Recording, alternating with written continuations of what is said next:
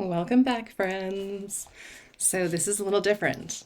The picture you saw when you clicked on the video is similar to this, but different. I'm going to walk you through the initial intuitive stage that will get you these little sand dollars, the sea background, this little school of fish, and then this yellow fish. And then from there, I'll have a speeded up time lapse section. So here it's a lot of just patterns and dots and line work that create the visual interest that make it look under the sea. And all of that is very easy and you can totally do it on your own. I invite you to, continue watching after the part where we're done. It's sped up, so it's super quick.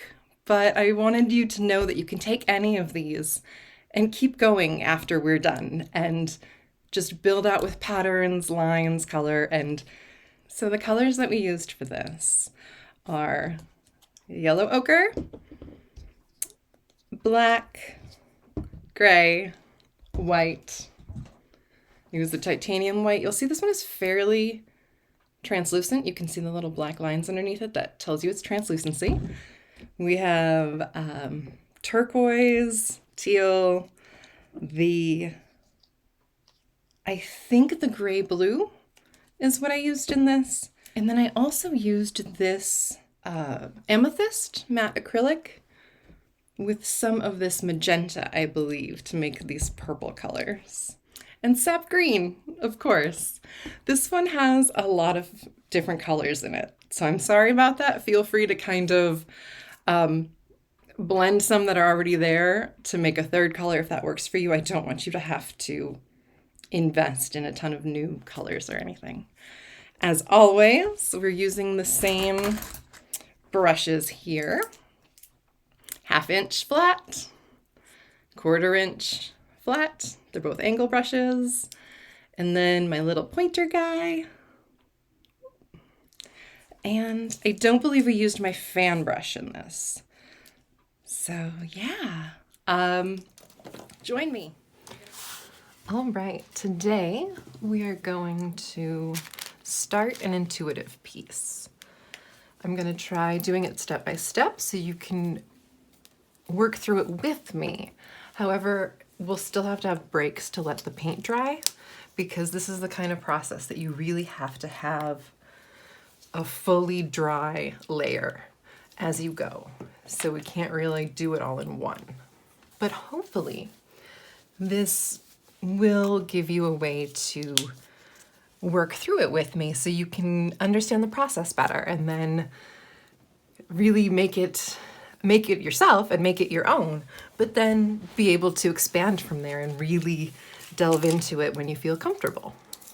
With intuitive painting, right now I'm just putting some water on the canvas.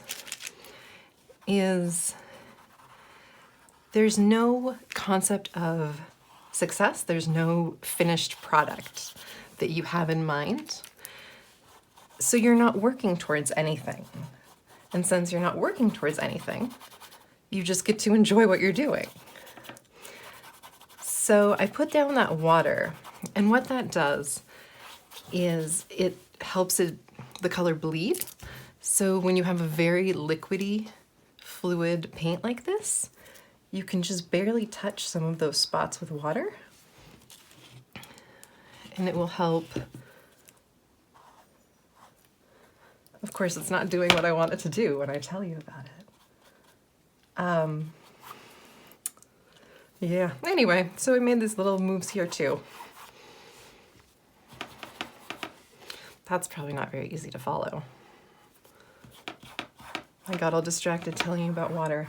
So we'll just make this a triangle. I brought in some of this light blue and that's what I put over here. But really, we can just divide it in half like that. And I'm spreading out all of the teal. And what I'm doing right here is I'm just picking up, it's a very watery part of the canvas. So I'm just soaking the brush in that watery part and bringing it over here. So I'm able to, well, it helps it dry faster because it's not as damp, but then also it helps move the color around so you get, you know, a good layer of covering across the whole thing. These first few layers that we're going to do are honestly just about making a background. We're just putting shapes out there without any intention of what they could look like or would be. So bring in some blue and we'll make a little square around that little square that came out there.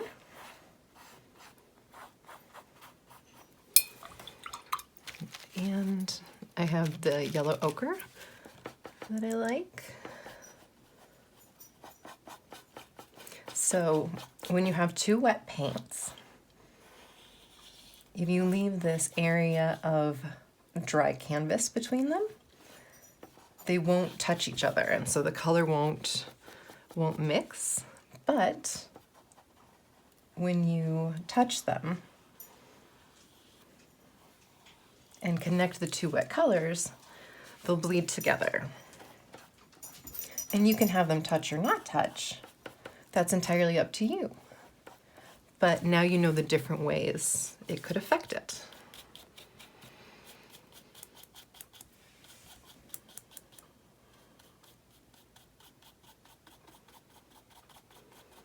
I'm just pulling some of this down to blend the colors a little bit. We're just making this sort of, I don't know, yellow bit. I have this tan. We're gonna make this triangle.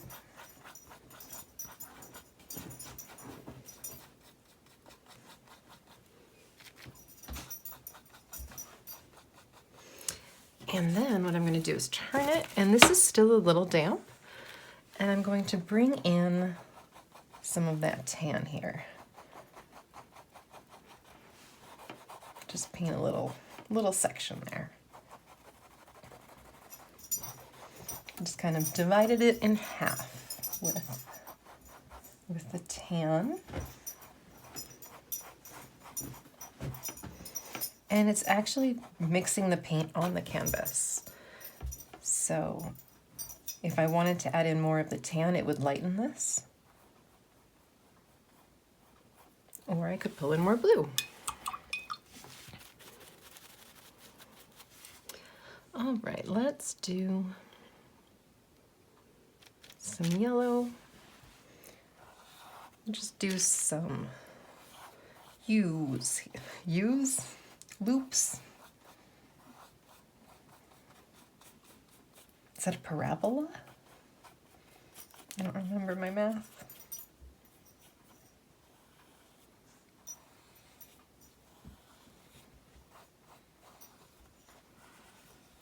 I'm kind of cleaning up the lines here, but you don't have to do that. You can leave the lines just how they are. You can let it be messy, that's totally fine. You do what works for you. None of this is wrong. We're not trying to make anything. So,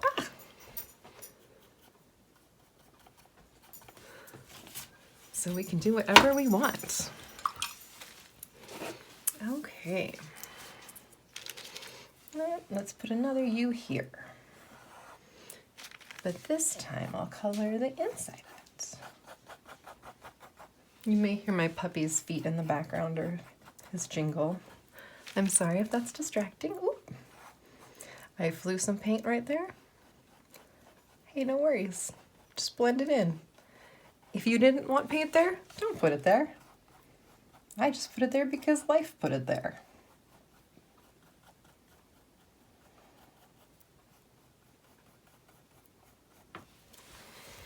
So my brush is just wet. I still had a lot of pigment in it from when I was coloring this in. So again, it's that same thing of just moving paint that's already on the canvas to different places.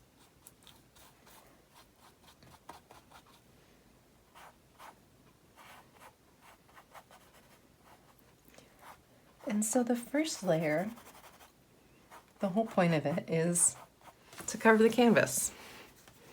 You just need to cover it.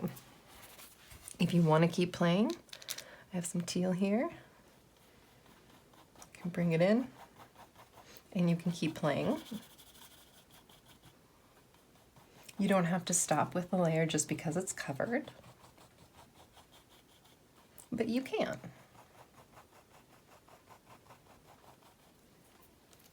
And then we're just going to throw in some drips because I just like them. I think they make really fun lines. So.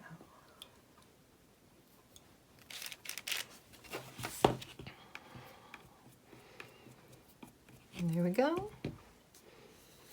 And then I like to shift the canvas sometimes. You can even throw extra paint. I added a little bit of black in there.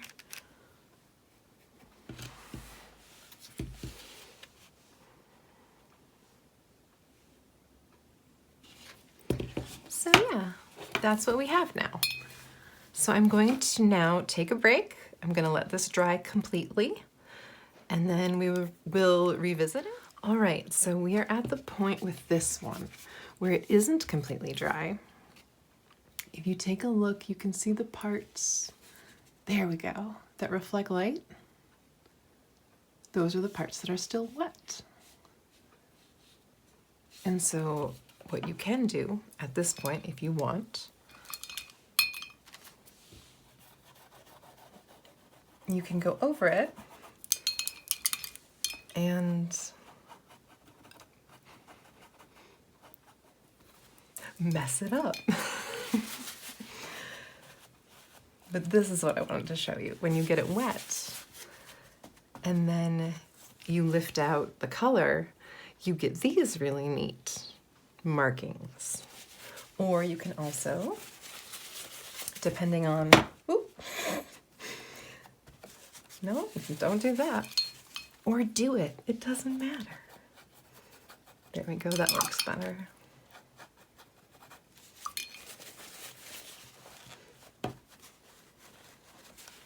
I'm not sure what I expected to happen. There we go. All right, so that gave us some other interesting textures just from using the wet and the dry together. So at that point, it's now pretty much dry. So I'm bringing in some tan, and I'm just starting at this bottom side of this, I don't know, sun yellow ball. And I'm just bringing it down here.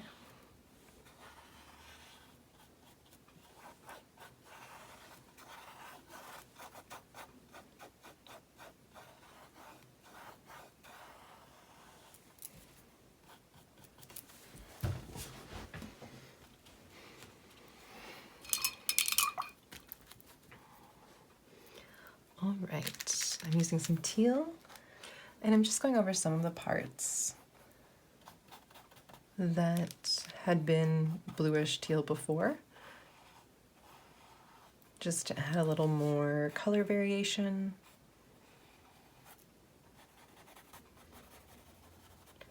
So my brush is now dry. I mean, it's still down from the water, but essentially dry. And when you go in with that kind of brush, it can give you these neat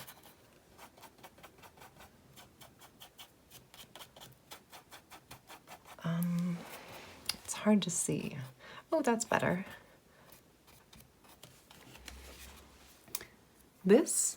So that's dry brush technique. So it gives you a much different look on the canvas than when you take just, you know, here's a big thing of paint. So I brought in some tan there, and I'm just making some lines.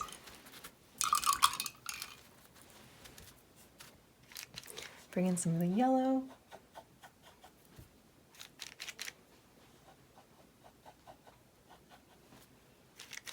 This yellow is a pretty translucent color, so you can see how the white lines are still visible underneath it.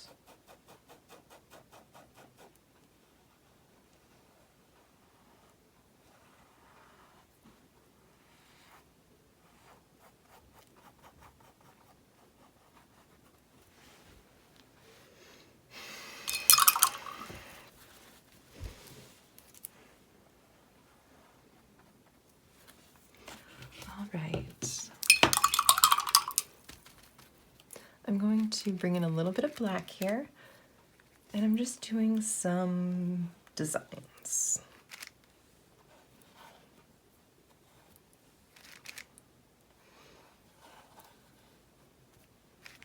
When you move the brush in kind of twirly shapes like that, it can give you different line shapes and variation just in the line form itself, which can be fun.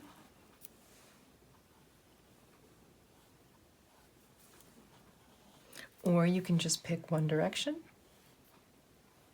and keep all your lines consistent.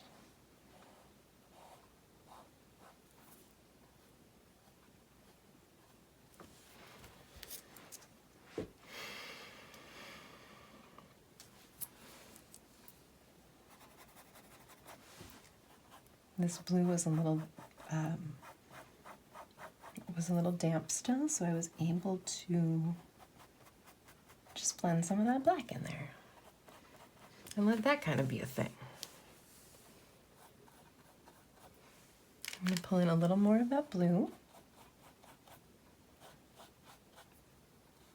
and I'm intentionally mixing this with the black of the lines. So again, it gives me some of that kind of a gray, a slate blue gray sort of a color. And just make some of those things. Who knows why? All right, I think that we're at a point where this would be good to let dry again. So I'm gonna set it aside. Okay, so we're back, and this one is dry for the most part.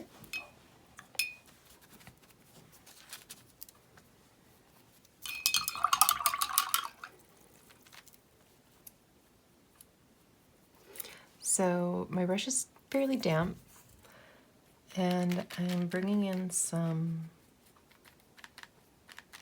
it's Titian Pale Green, and I'm just going to add some lines.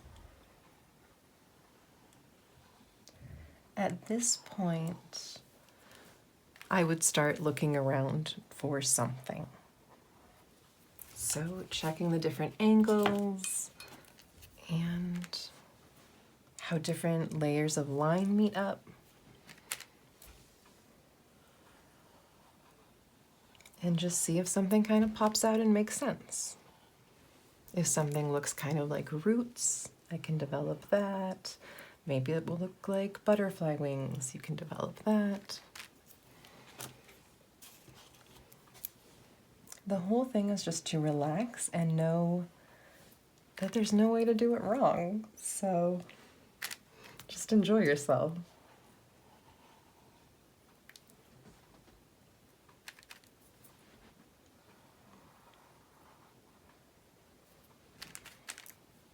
I'm wearing a sweater I kind of like that doesn't have paint on it, didn't have paint on it. And I told myself I could do this. I could paint and not get paint on my sweater like an adult. But I still got paint on my sweater. All right, we're adding some fun lines. There, that's some interesting chaos that we've just added.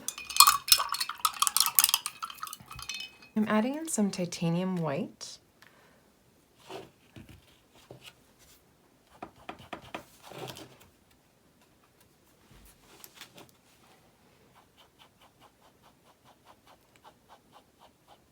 And again, I'm just letting it mix on the canvas itself with the paint that's already there.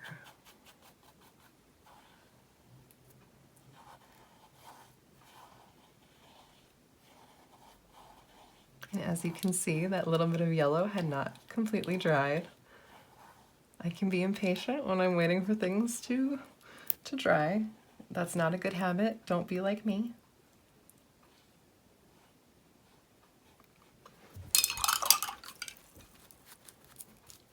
So again, this doesn't look really like anything to me yet. So I'm still just filling things in, playing around with the color. This has kind of a fun ocean feel to it that I'm liking, but I'm not quite sure where to take it.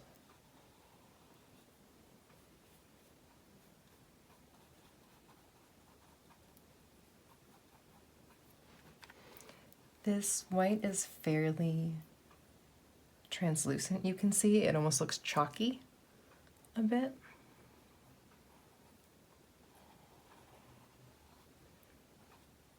That's not a good or bad thing. It's just something you might notice as you're working with different paints, that some will be very thick, you know, some will be super dark or opaque, some will be crazy translucent to the point that it's almost annoying. All right, I'm bringing in the teal.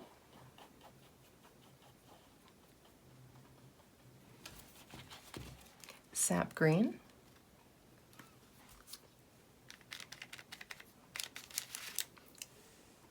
Some of these areas in the black here.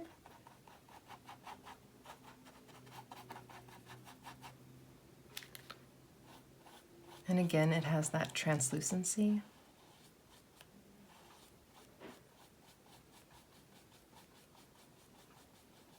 And that's a little bit of the light blue that's opaque in there.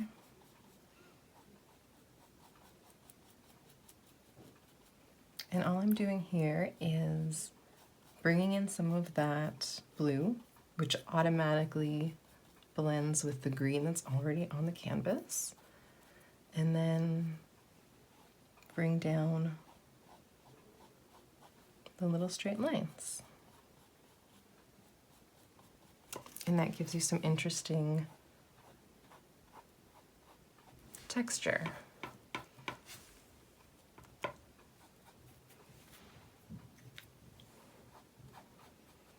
So I'm bringing in more of the tan color.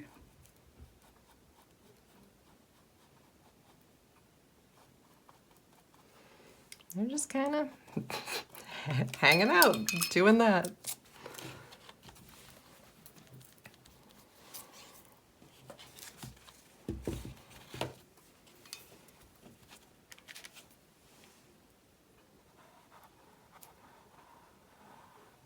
So this is the liquidy teal. I think it's fluid, I think is what they call it. And some water there.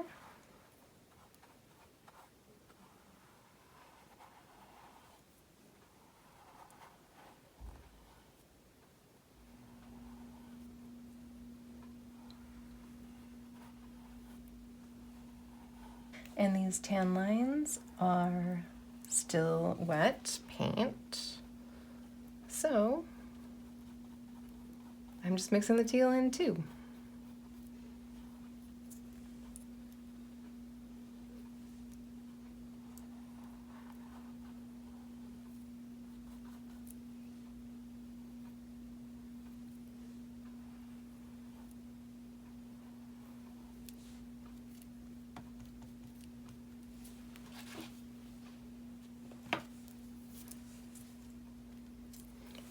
Bringing in a little bit of teal, again with just a little,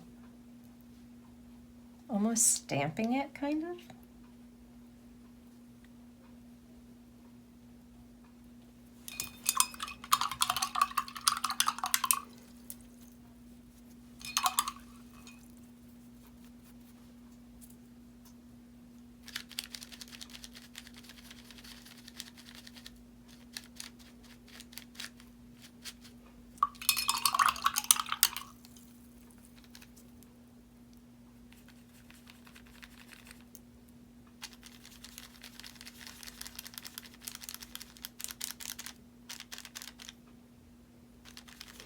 So I'm mixing the tan and the green and some white.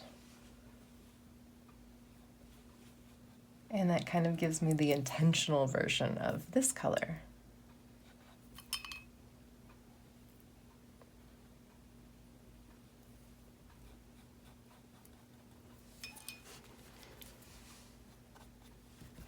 And I'm just going over it.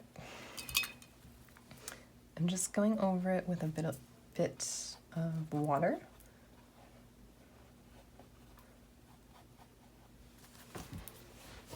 I find that having those various layers of pigment, translucency, color variation that's under the surface really enriches the kind of overall feel of the piece, even though it's just all accidents. I don't know what I'm doing. Okay, so I just threw some sap green in here.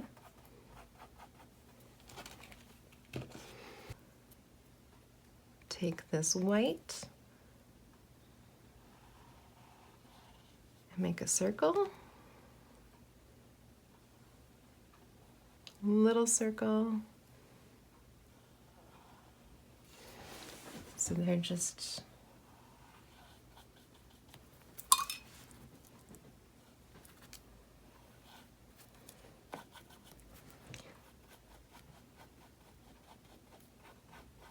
again, just blending in the paint so it recedes with the rest of the color that was either down there initially or it sort of fades into the background.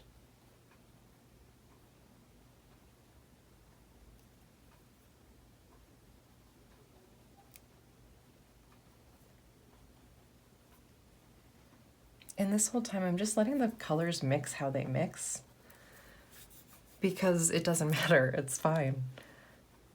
As long as you're aware of what color palette you're using, your colors will mix, but it'll never get like super muddy or dull just because you're sticking with, you know, colors that are friends.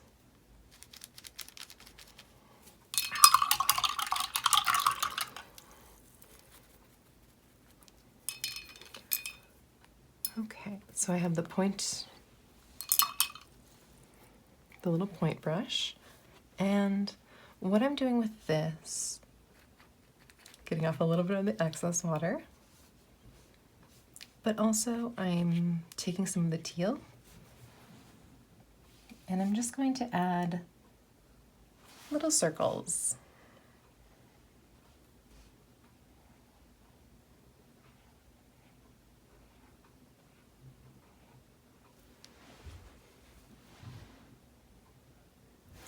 And because I have that, they're being drawn in an area that's fairly dry, but it's touching two sides that are wet, it gives me that fun bleeding together of colors.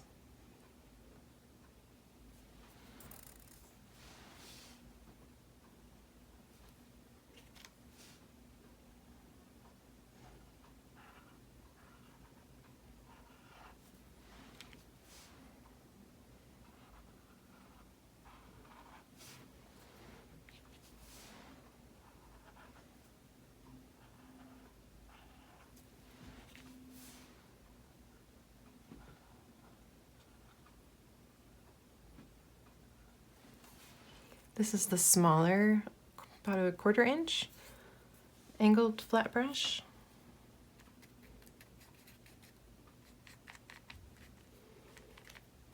So I'm picking up some of the white, and again, you want it to be dry enough that it doesn't just drip down and plop onto the canvas.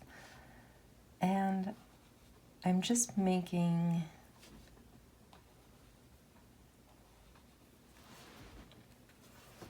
those little leafy shapes that I make a lot. And then this one,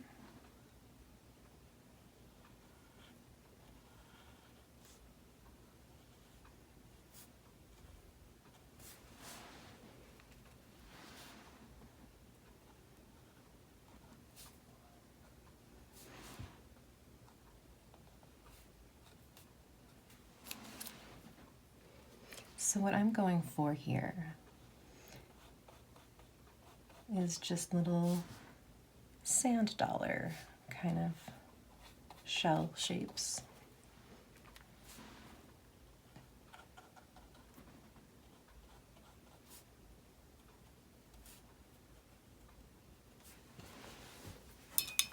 That's fun.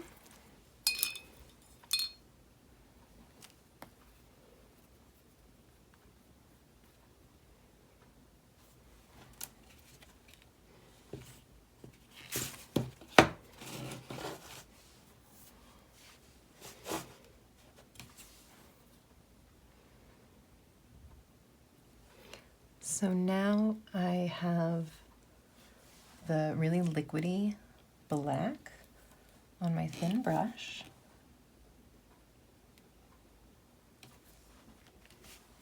Oh, that was wet there. I did not know that.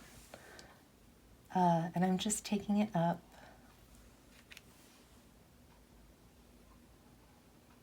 with some curlies.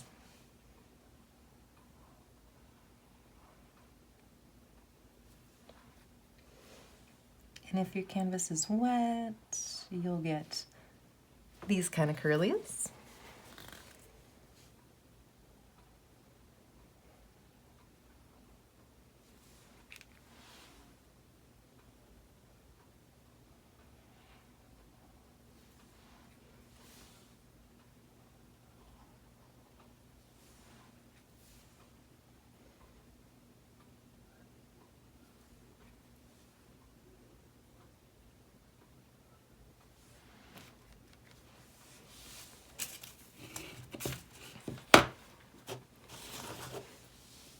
And then we will add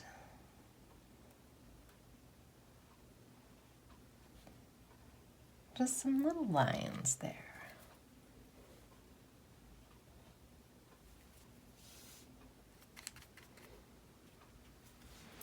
I'm bringing in more of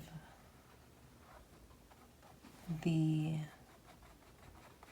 turquoise.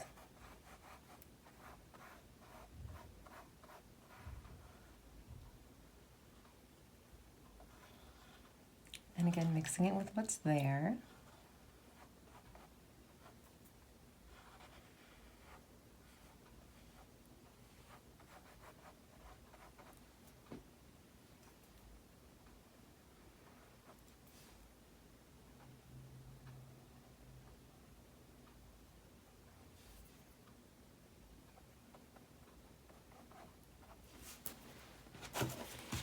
And then I closed that off.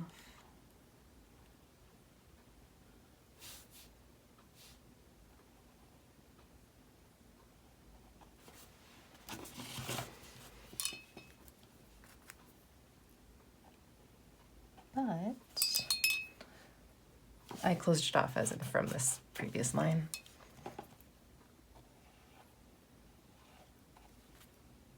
Now I'm just adding teal.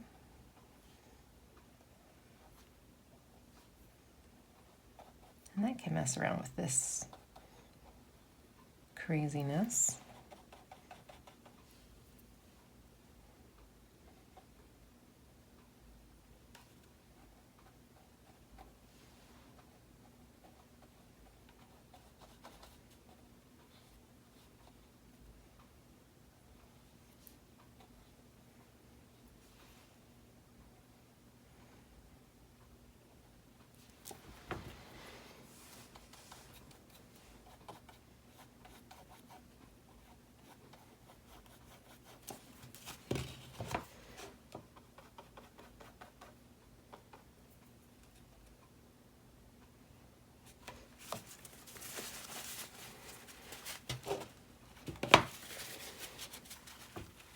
This thing that I'm trying to make a tail is annoying me. So I am, the closest thing you can do to erasing in painting, which is get it fairly wet and then dab up what you can with paper towel.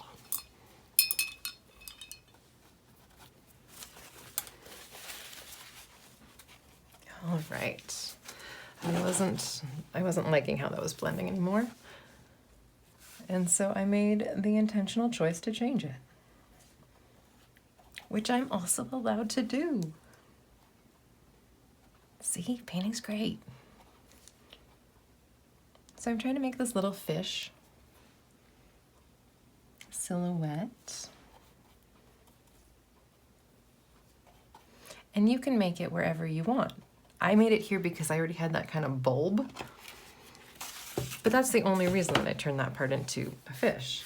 If you had a shape that seems more fishy somewhere else, if you have a shape, you know, that looks like anything but you want to develop, you know, go for it. So this is turquoise, and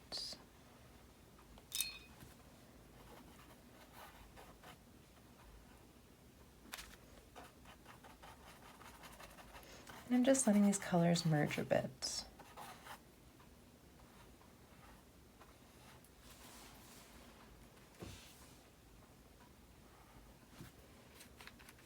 And I'm just playing with that same trick of mixing thicker wet paint. Again, it's that trick of mixing the thicker wet paint with the really, really saturated canvas.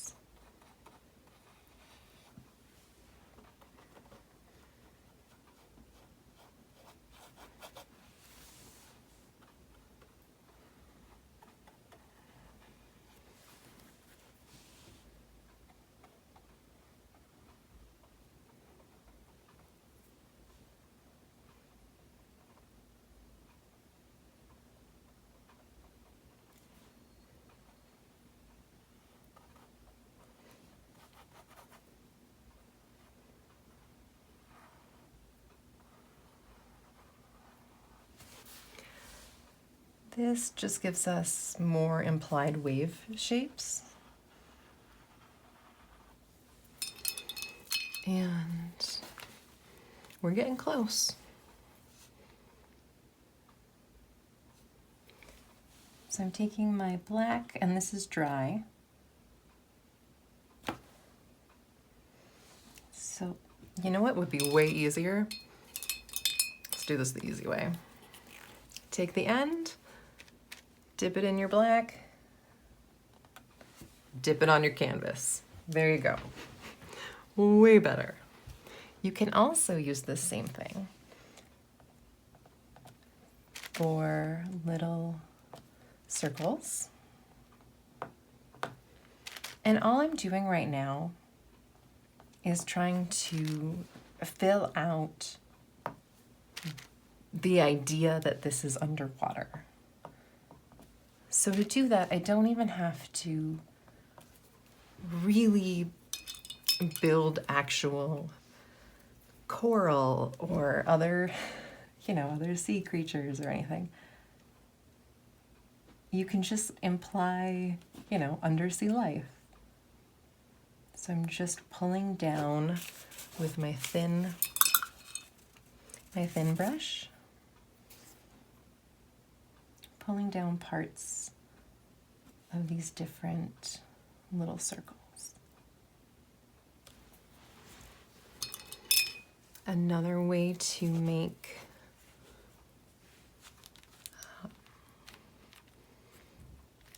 implied sort of vegetation or, you know, something scenic in the background-ish is, again, just using those little dollops, but in, you know, varying size and how they relate to each other. Put something like that in the background here.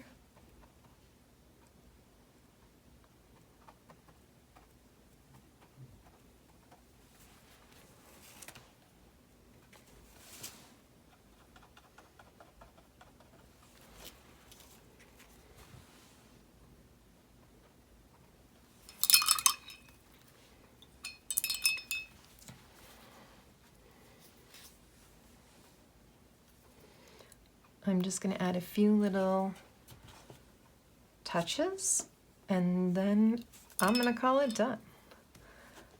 So first, again with my thin brush, I'm going to, whoop,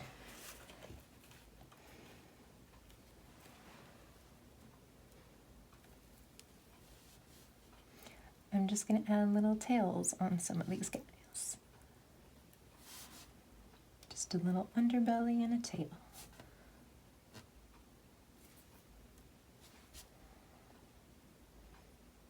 Tail.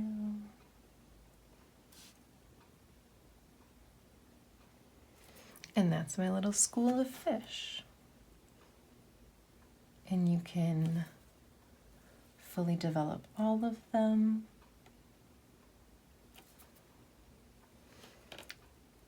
You know, you can just do some of them here and there with the whole shape. See, I'm gonna leave it with just some of them. I like when visuals fade in and out like that. And this is with just a little point of black.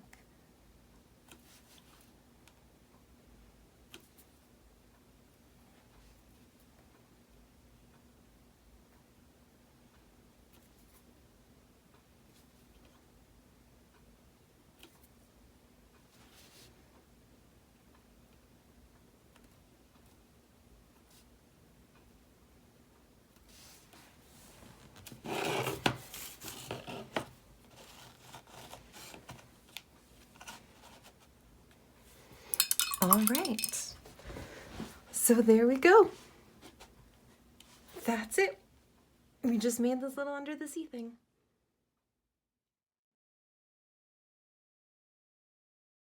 So at this point, I'm just playing. I'm filling in some background, emphasizing some different shapes.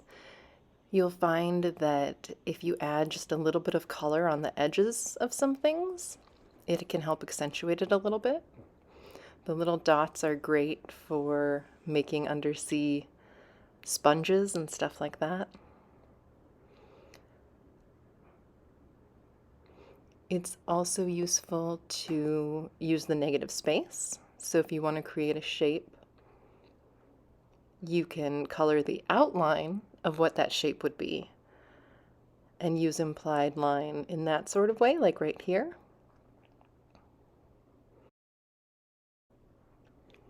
Ultimately, you can do whatever works for you. I really do view this part as play, especially with something undersea. A lot of just squiggly lines, curvy shapes, dots. Underwater tends to be very organic and flowy, so the more that you keep things organic and flowy, it will fit with the visual of underwater. You'll see I did add in a hint of magenta here. Not here, but in general. These are little baby fish. I'm just emphasizing the sand dollars to accentuate them a little more. Some fun curvies. This is the magenta I mentioned. More dots. It helps make highlights. And yeah, just fill in what you want and have fun. It can seem intimidating when you see it all very quickly like this, but really it was just me relaxing for a while and not really thinking too hard and just filling in stuff with various patterns. Enjoy!